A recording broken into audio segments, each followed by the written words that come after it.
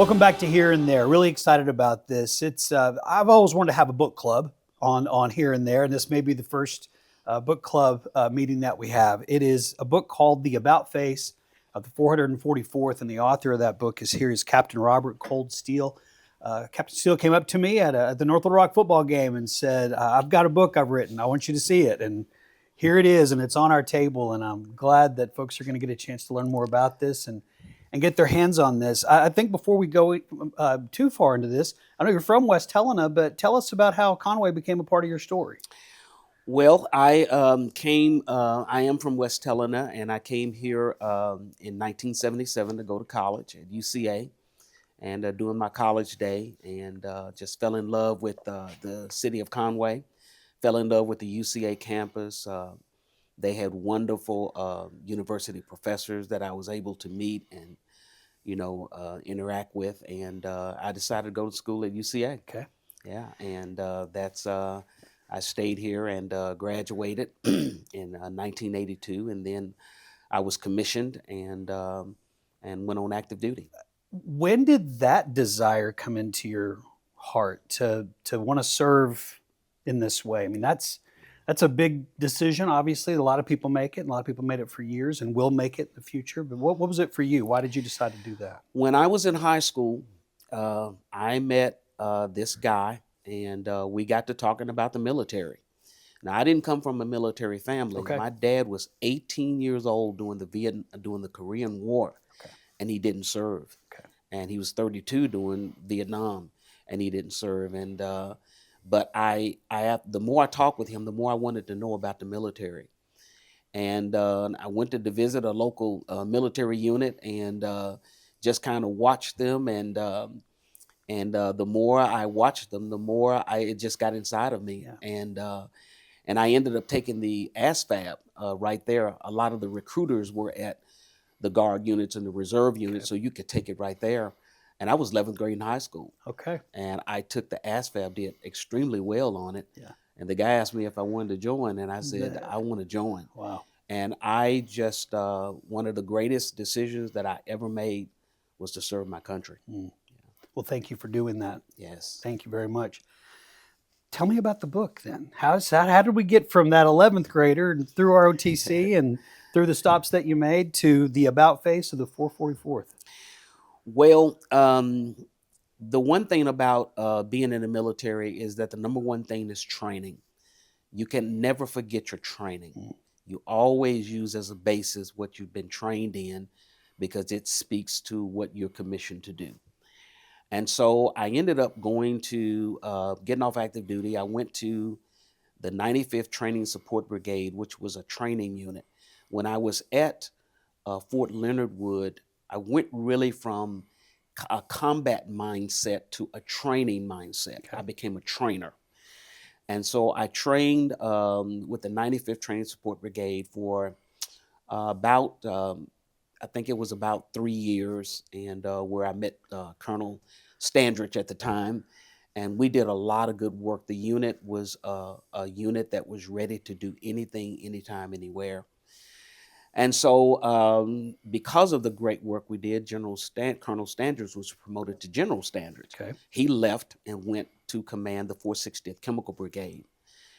And this is where it all started, is that he called me one morning and offered me this unit. And General Standards was like a military father to me. We had such a close relationship. And he offered me this unit.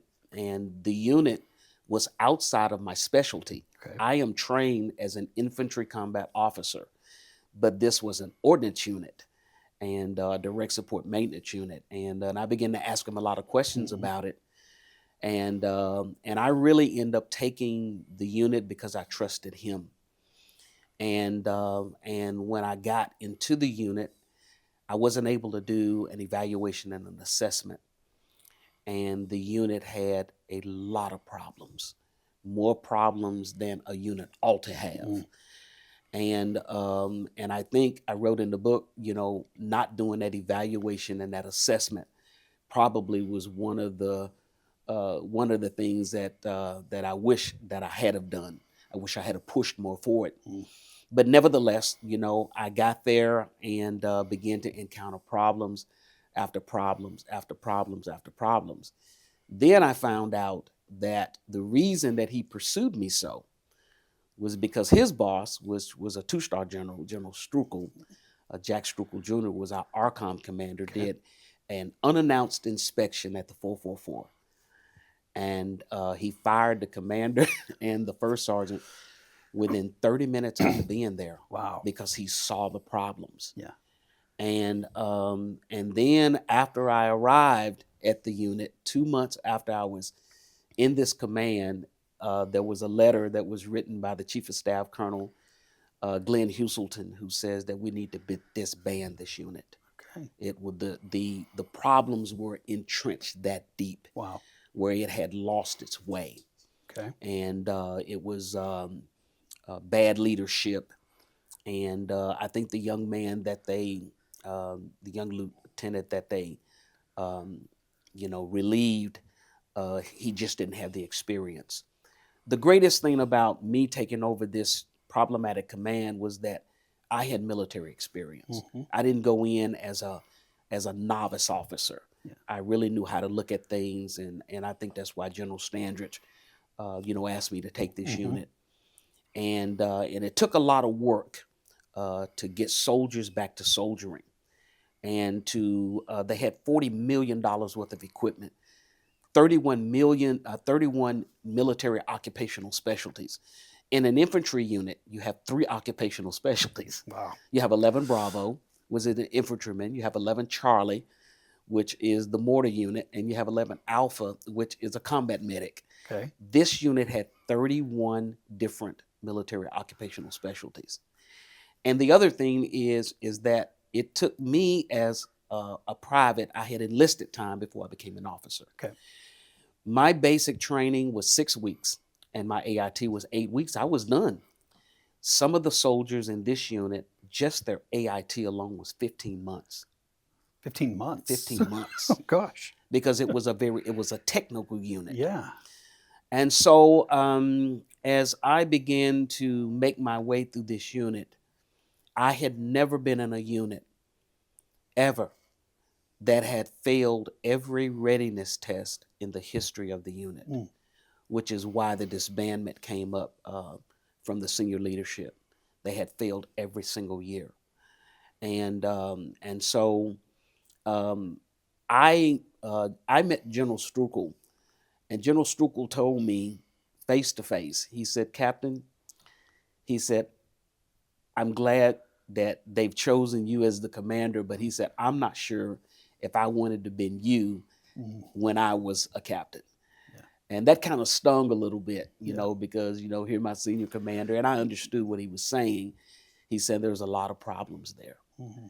And so we began to go to work, and we began to hold people accountable and eliminate and move around and get people back to basics, because I believe that there should be no unit in the American military arsenal that should ever not be ready to do what it's supposed to do. And that's the thing that made me work beyond what I should have worked. Yeah. And to get this unit back online. And so when I began to think about this, I began to think about all of the lessons that I learned. After I left the 444, I had a tremendous skill set. I learned a lot of things from the deficiencies and the derelict. And, I had a situation when we were at Fort Knox. Now, we were eventually, after we went through all of this, we were eventually activated. We went to Fort Knox, Kentucky, getting ready to deploy. Okay. And just to come through all of that, no one ever thought we would have been deployed. But we got the unit back. There's a lot of stuff that's in that book as to the lessons that you have to go through. And so the thing about it is that I had 2 soldiers that refused to go to Desert Storm. They said, "We're not going."